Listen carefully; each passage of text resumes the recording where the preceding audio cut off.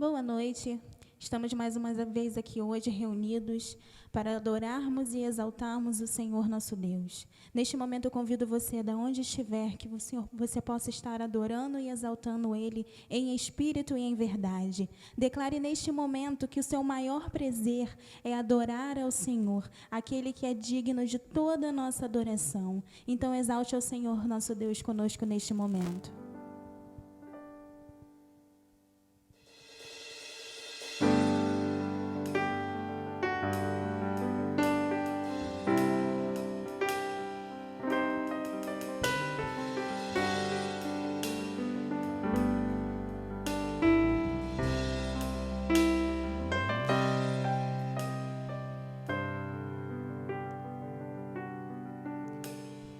Espírito, em verdade, te adoramos, te adoramos. Espírito,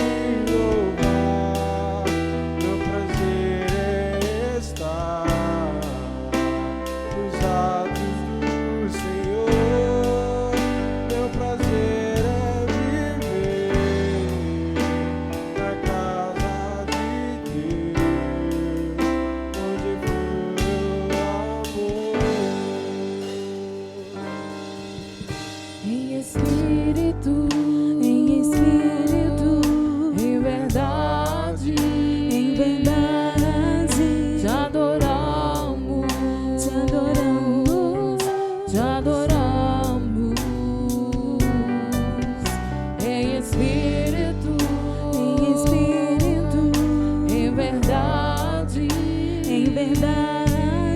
te adoramos.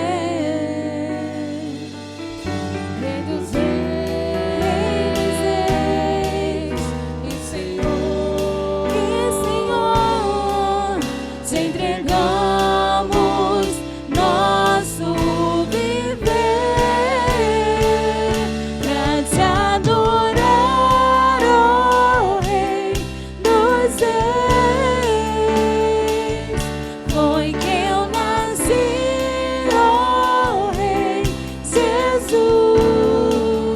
Meu prazer é te louvar, meu prazer é estar nos átrios do Senhor.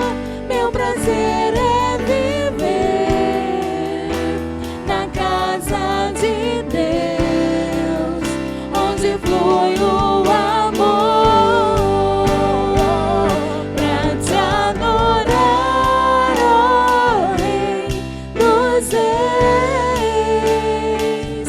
Foi que eu nasci, ó Rei Jesus. Meu prazer é te louvar, meu prazer é estar nos átrios do Senhor. Meu prazer é viver na casa de Deus, onde flui o amor,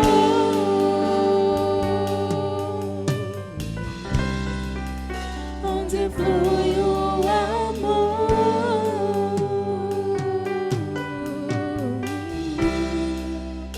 onde flui o amor.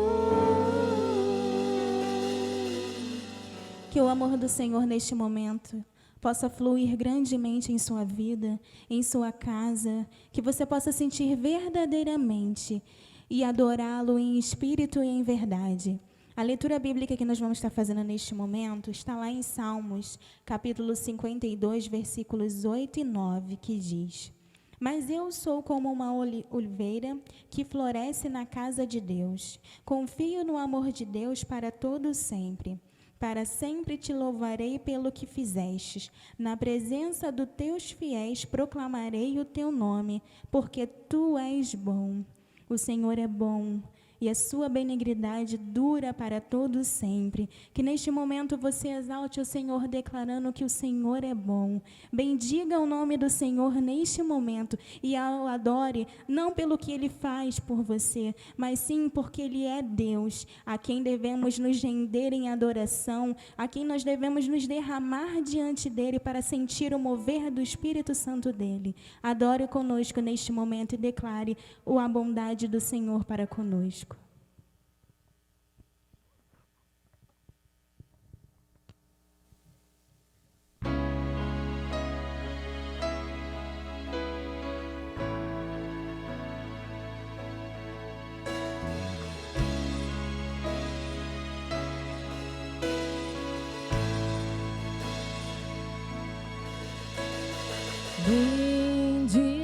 Bendirei ao Senhor para sempre, proclamarei que o Senhor é bom. Bendirei ao Senhor para sempre, proclamarei que o Senhor é bom. O Senhor reina, reinará com majestade.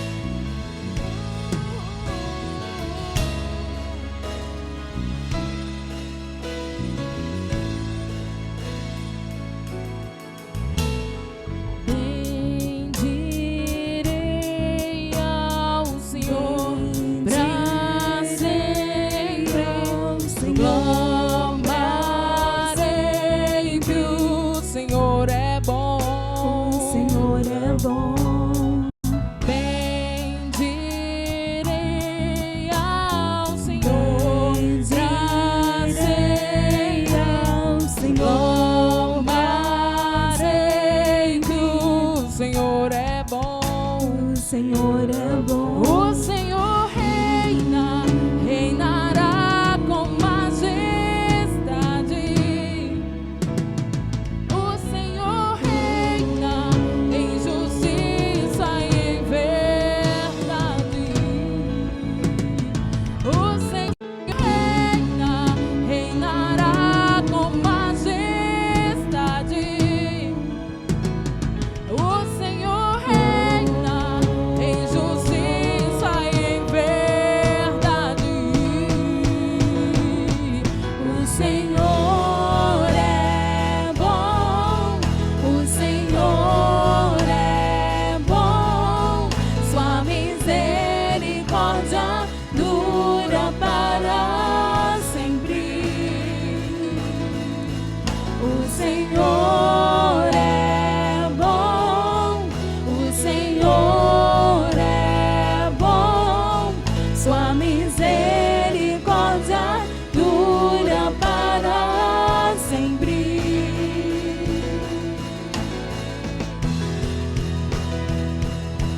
O Senhor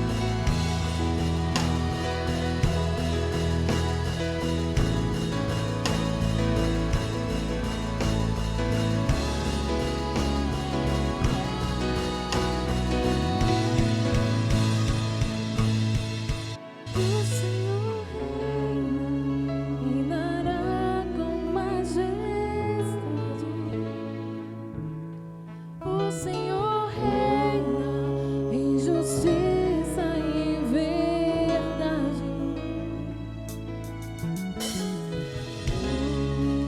Reinará com majestade. O Senhor reina em justiça e em verdade. O Senhor é bom, o Senhor é bom, sua misericórdia dura para sempre. O Senhor é bom, o Senhor é bom, sua misericórdia dura para sempre. Obrigado, Deus. Obrigado, Senhor, por ser esse Deus tão bondoso e tão misericordioso para conosco. Obrigado, Senhor, porque todos os dias nós temos a quem recorrer. Todos os dias, ó Pai, nós temos a quem olhar. Todos os dias, ó Pai, nós temos a quem, ó Pai, dizer o que está acontecendo conosco. E o Senhor sempre tem nos ouvido, o Senhor sempre tem atendido os nossos pedidos. Nós somos gratos a Ti, ó Pai, pela Sua misericórdia diária para conosco. Neste momento, ó Pai, nós queremos colocar as nossas vidas diante de Ti. Acalma, ó Pai, o coração daquele que está ferido. Dê paz, ó Pai, àquele que precisa. Em nome de Jesus, ó Pai, sabemos, ó Pai, o que estamos passando neste momento de quarentena. Estamos passando, ó Pai, por um momento, ó Pai, que precisamos cada vez mais nos aproximar e nos apegar de Ti. Que em nome de Jesus, ó Pai, todos os dias nós possamos trazer à memória, ó Pai, o que o Senhor já realizou em nossas vidas. Que todos os dias nós possamos trazer à nossa memória que o Senhor é um Deus de promessas, que o Senhor é um Deus de milagres, que o Senhor está diante das nossas batalhas, que o Senhor é aquele que nos guia pelos caminhos. Em nome de Jesus, ó Pai, eu quero colocar as nossas vidas diante de Ti. Nos use, ó Pai, de acordo com o Teu querer e a Tua vontade. Que cada vez mais, ó Pai, o Senhor possa fazer morada em nossos corações. Que cada vez mais, ó Pai, nós possamos nos derramar diante de Ti e deixar o Senhor verdadeiramente nos guiar. Recebe, ó Pai, neste momento os nossos louvores e a nossa adoração. E prepara, ó Pai, os nossos corações nesse momento para receber a palavra que o Senhor colocou no coração do nosso pastor nesta noite. Em nome de Jesus, assim eu oro por tudo. Amém.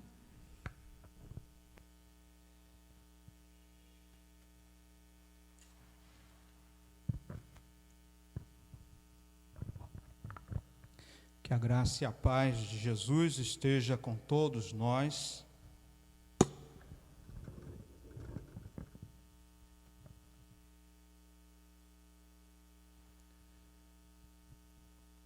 Que o Senhor nos abençoe nesse momento em que vamos compartilhar a palavra do Senhor junto a você em sua casa. Por isso, abra o seu coração, permita que o Espírito Santo venha falar de uma forma poderosa a sua vida, em nome de Jesus. O texto que eu quero ler para você nesse momento encontra-se em Efésios capítulo 3, os versos de 8 a 13.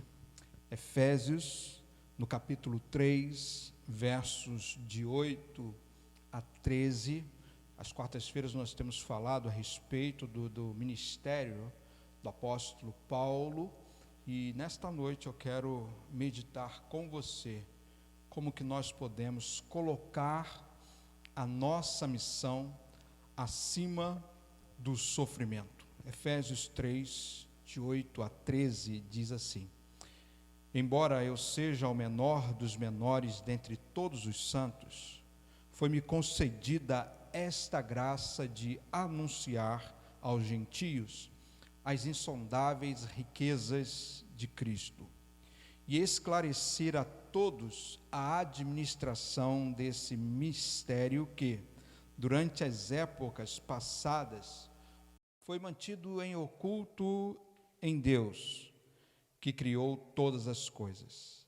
A intenção desta graça era que agora, mediante a igreja, a multiforme sabedoria de Deus se tornasse conhecida dos poderes e autoridades nas regiões celestiais, de acordo com o seu eterno plano que ele realizou em Cristo Jesus, nosso Senhor, por intermédio de quem temos livre acesso a Deus em confiança pela fé nele.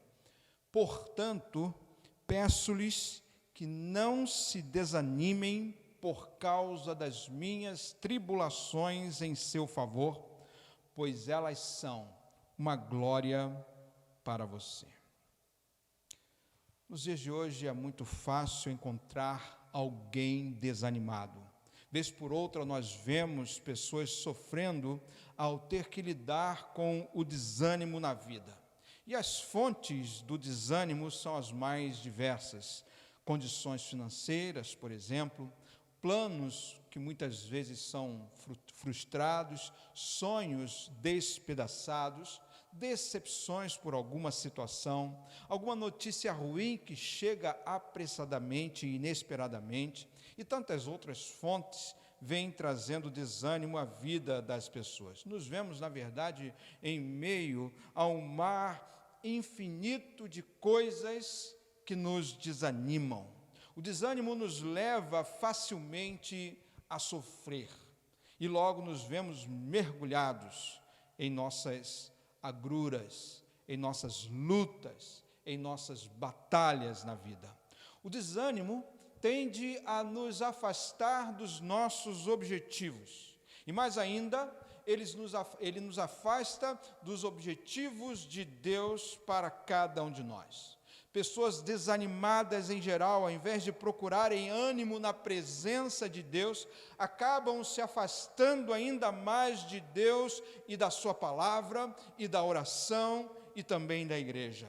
E com isso, a graça do Senhor vai sendo desvanecida pelas nossas pobres e enfraquecidas caminhadas cristãs. Como seria bom e diferente se cada um de nós, diante do desânimo e do sofrimento, pudéssemos encontrar aquele tipo de força que nos impulsiona para mais uma jornada ao lado do nosso Senhor. Como seria bom se nós despertássemos para algo que é muito maior do que qualquer luta que nós podemos enfrentar em nossas vidas. Então, que tal nós começarmos a lutar juntos contra tudo aquilo que nos tenta parar em nossa caminhada? De certo, assim nós cumpriremos, todos nós, a vontade de Deus, mesmo quando as circunstâncias tentam nos parar, tentam nos impedir, tentam nos desanimar. Por isso, meu amado, eu quero que você possa parar um pouco e fazer de sua missão a sua tarefa mais importante em sua vida. Nunca a igreja, de uma maneira geral, esteve tão lenta em sua caminhada. Às vezes eu tenho a impressão que estamos dando um passo para frente, mas em seguida damos 2 para trás. Por mais que se pregue o evangelho, os corações parecem estar endurecidos. Por mais que se ensine a palavra de Deus, muitos preferem formar os seus próprios conceitos para a sua vida. Eu confesso que, vez por outra, eu sou atingido em cheio por uma tendência parecida com essa. E, de repente, eu me deparo com o texto de Paulo escrevendo à igreja em Éfeso. Estou diante daquele cristão, Paulo, que para mim é um cristão acima da média. Ele tem sido uma referência nesses últimos dias, então, quando estamos discorrendo, falando a respeito do seu ministério e do impacto do mesmo na vida da igreja e nossa vida cristã. Nesse momento, ele está falando sobre todo o sofrimento enfrentado por cumprir a missão da igreja dada pelo Senhor Jesus Cristo a ele e aqueles irmãos. E eu, pensando que Paulo jamais depararia com qualquer sofrimento dessa natureza, mas ele, mais do que ninguém, sentia na própria pele a dor, a dificuldade de estar falando de Jesus a alguém. Então ele se vira para a igreja em Éfeso dizendo: portanto, eu peço-lhes que não se desanimem por causa das minhas tribulações em seu favor, pois elas são uma glória para vocês. Qualquer um recuaria ao ver aquele homem sendo duramente perseguido, porque estava falando de Jesus para as pessoas. Ele então resolve dar uma ordem para avançar, ao invés de recuar.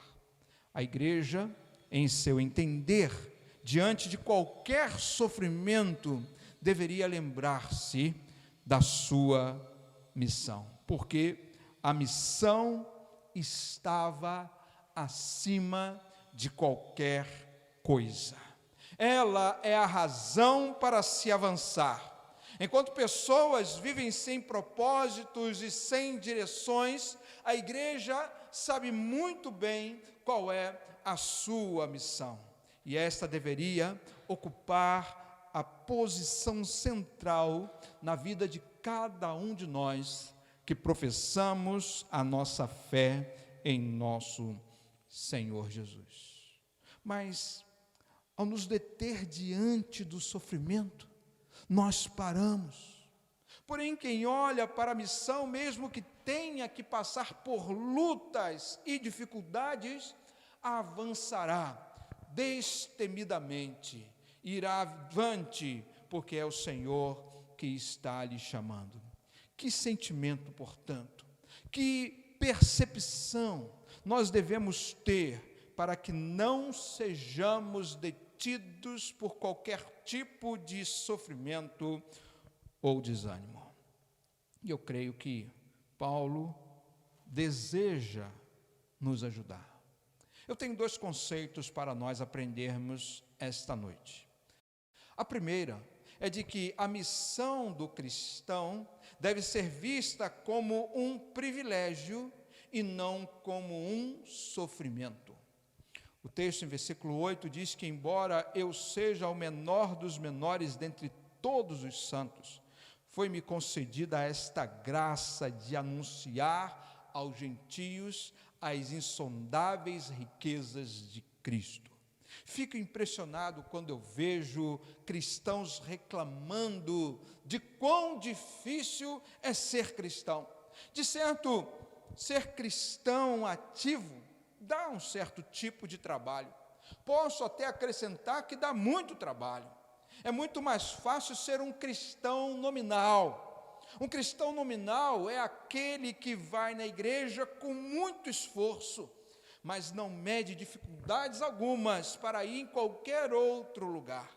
Ele não é disciplinado em caminhar todos os dias com Jesus através da oração, muito menos entende que a Bíblia é a fonte de energia para a sua vida. Ele gosta da igreja, mas não ama a igreja como Jesus a ama. Ali ele se sente bem, mas dificilmente compreende que o seu papel é fundamental para o cumprimento da missão da igreja. Por todas essas razões, quando se olha para esta missão, a pessoa acaba vendo-a como um sofrimento. Mas, na verdade, trata-se de um privilégio dado pelo Senhor a todos aqueles que aceitam a fé em Deus. Porém, muitos têm aberto mão desse privilégio. E com isso vem aquela impressão de que disse há pouco ainda, de que se está andando mais para trás do que para frente. Paulo se via como o menor de todos os seguidores de Jesus. Talvez porque durante muito tempo ele tenha andado na contramão de seus ensinamentos.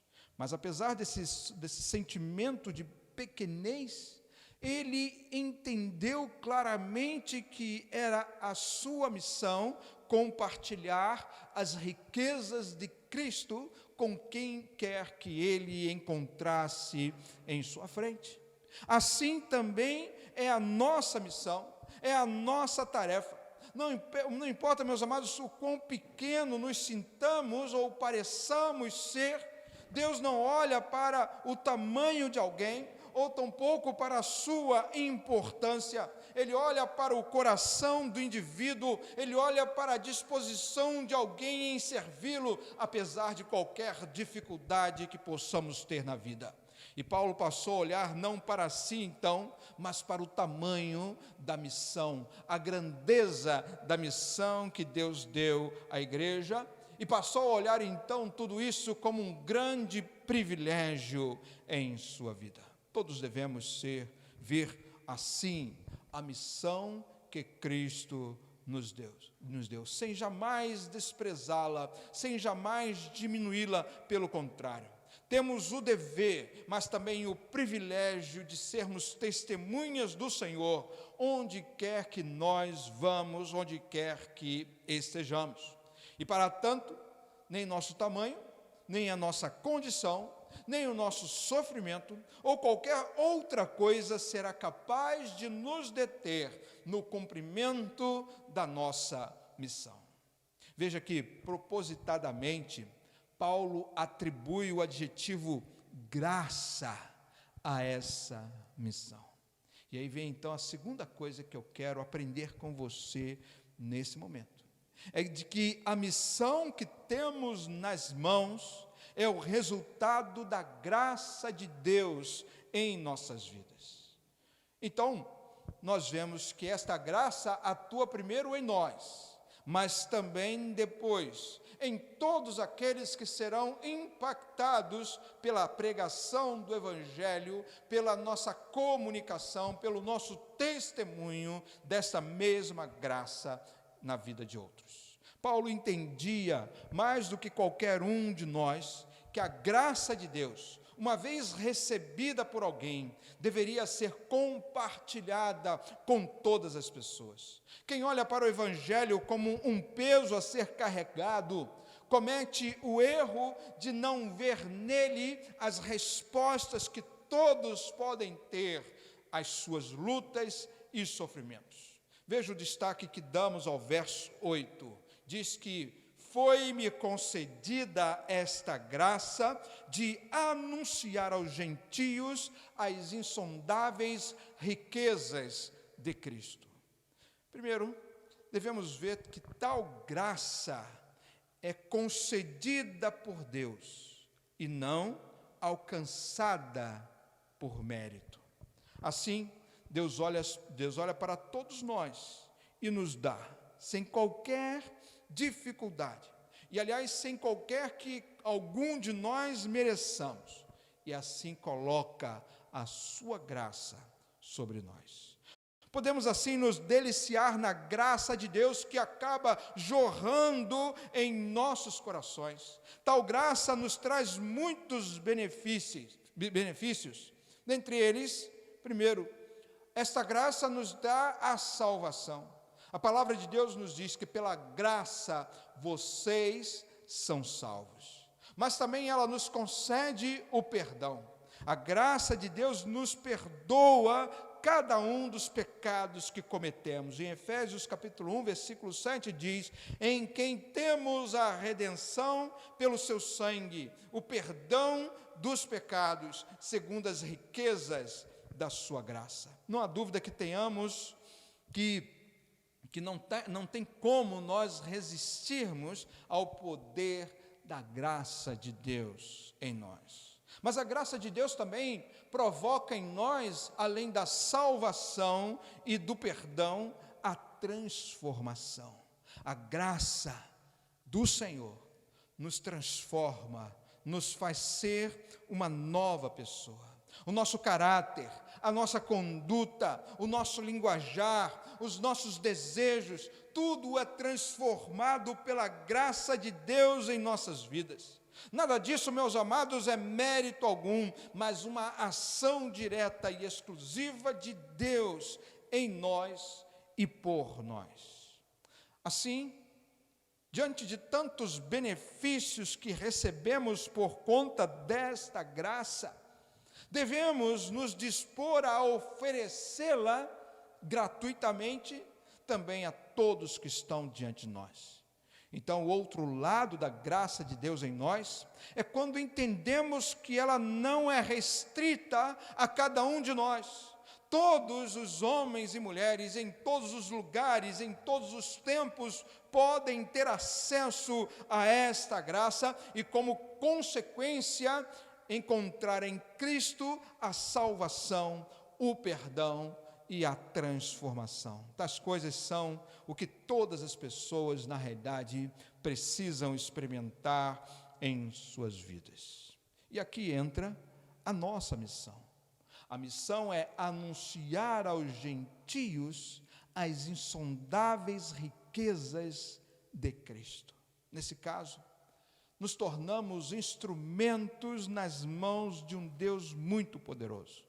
Pois sabe que o desejo do Senhor é usar a sua vida para promover estas insondáveis riquezas de Jesus Cristo em todo o mundo. Por isso eu quero que você se imagine como um instrumento que leva a graça de Deus para as pessoas. A sua vida pode ser usada por Deus como Ele desejar, portanto.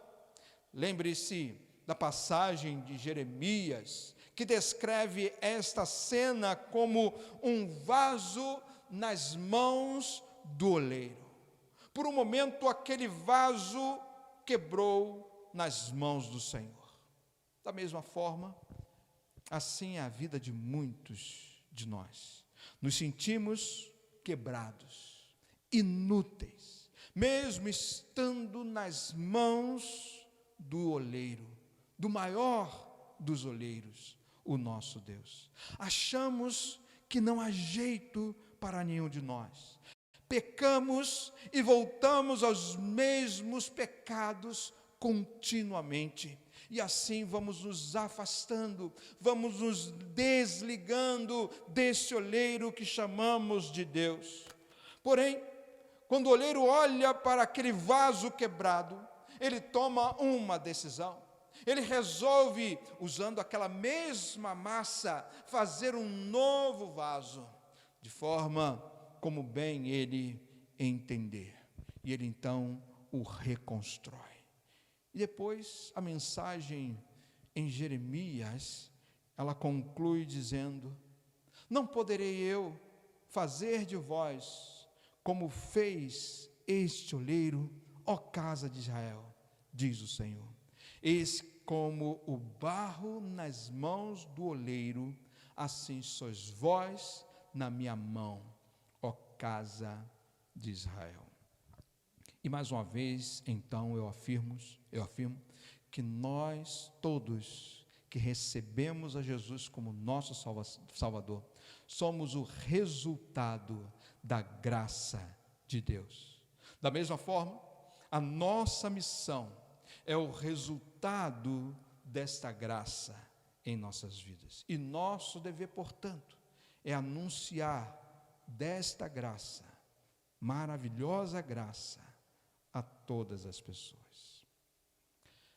Nos dias de hoje, as pessoas gostam, têm prazer de transmitir notícias ruins.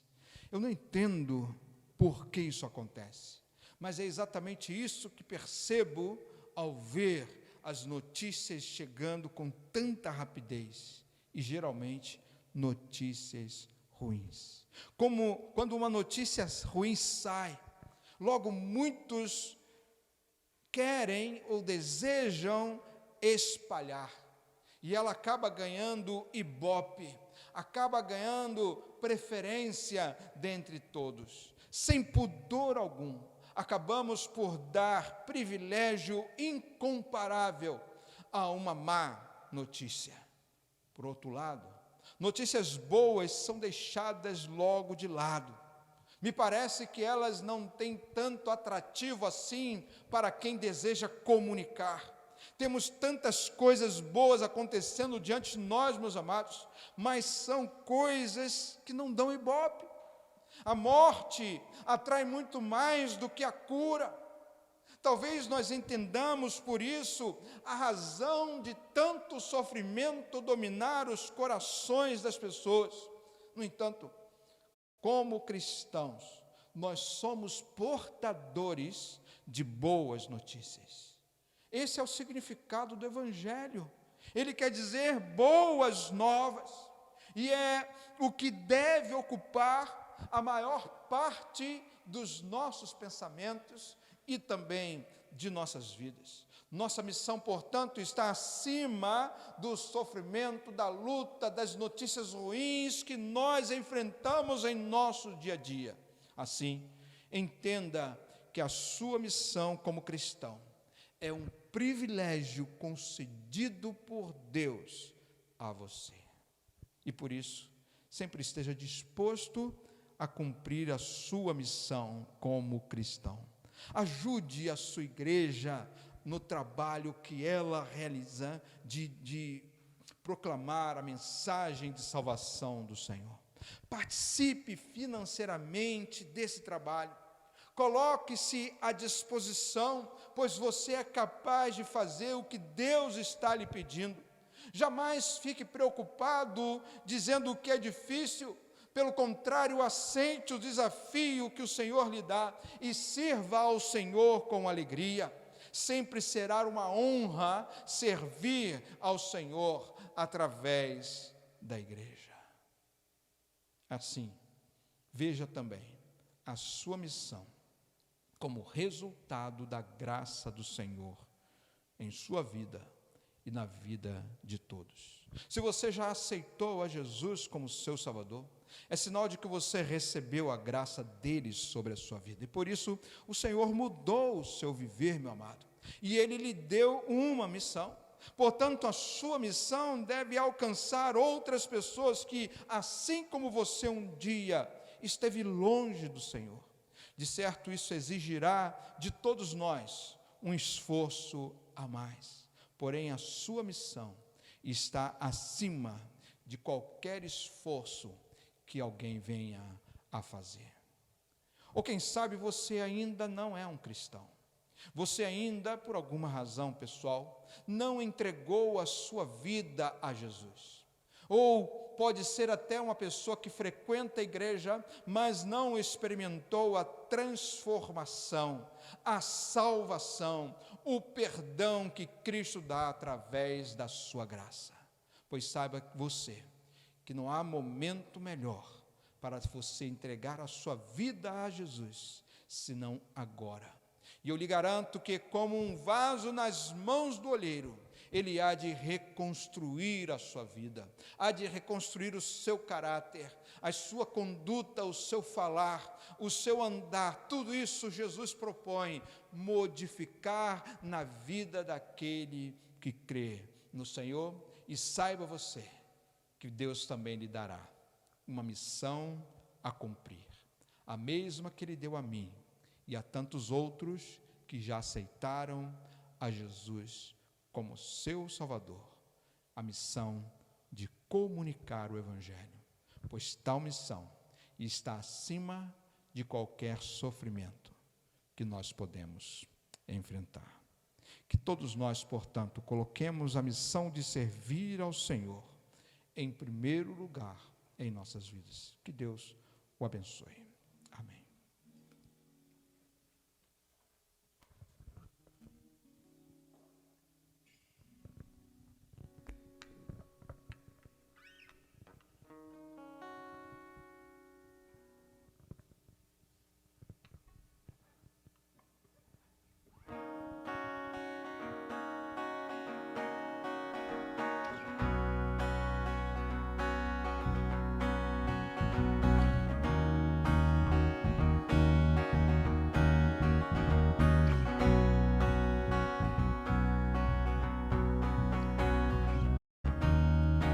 Eis-me aqui, Senhor, buscando tua verdade e amor. Eu vim nesse lugar, tua graça encontrar. Por tua causa livre sou, a minha vida te eu dou. Me coloco em tuas mãos, ergo minha voz, pois liberto sou.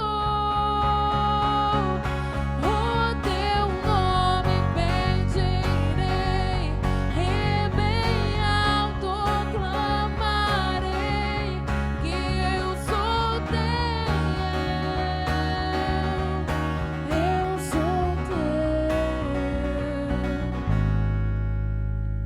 por tudo que fizeste a mim.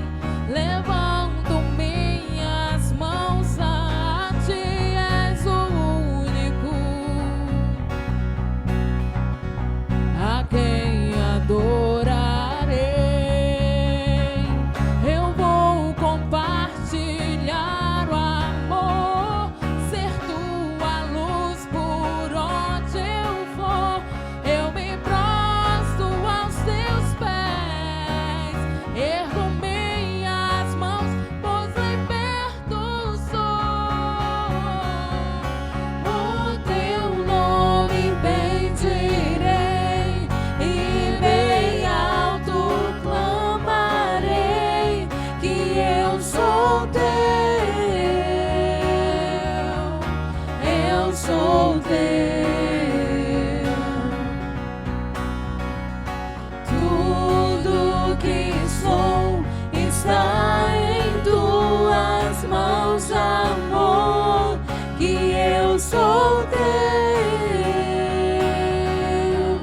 eu sou teu.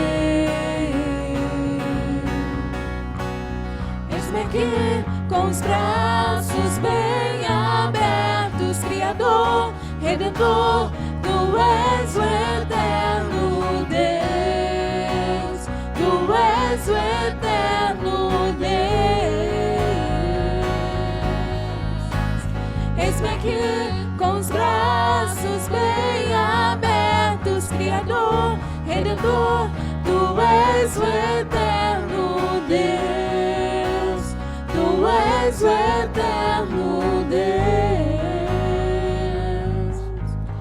O teu nome bendirei, e bem alto clamarei, que eu sou teu,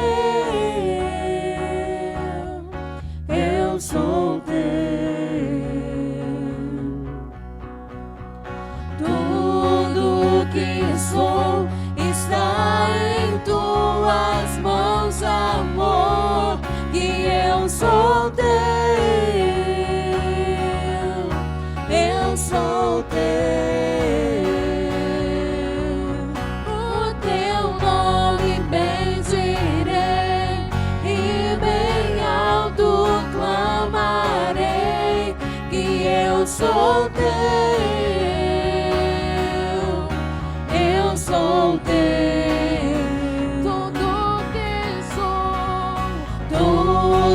Tudo que sou está em tuas mãos, amor, que eu sou teu,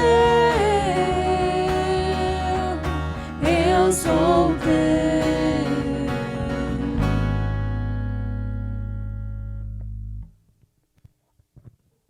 Amém. Que Deus nos abençoe, que abra a nossa mente, que abra o nosso coração para compreender que servir ao Senhor sempre será um privilégio, apesar das lutas, dificuldades, sofrimento que possamos enfrentar na nossa vida. Tenha isso como parte da grande missão que Deus colocou em seu coração. Você pode orar comigo em nome de Jesus? Vamos orar. Senhor, aqui estamos diante do Senhor para lhe louvar, para lhe agradecer, Pai, por mais este dia que tivemos diante de nós e também por mais esse culto que celebramos para o Senhor. A Ti seja a honra, a glória e o louvor, Senhor. Quero olhar para a missão que Cristo me deu e ter, ó Deus, a alegria, o privilégio, o prazer de servir a este Mestre, apesar das circunstâncias. Obrigado, ó Deus, pela Tua graça derramada sobre cada um de nós. Seja, Senhor, com cada pessoa que está assistindo esse culto. Que o Teu Espírito Santo possa lhe visitar, possa tocar o seu coração, manifestar em sua vida de uma forma especial nesse momento. Motivo pelo qual eu oro, engrandecendo ao Senhor, bendizendo ao Teu nome e bem alto dizendo que eu sou Teu, ó Pai. Eu sou Teu, em nome de Jesus. Que Deus o abençoe, meu amado, e lhe dê a alegria de servir ao Senhor cada dia de sua vida. Amém.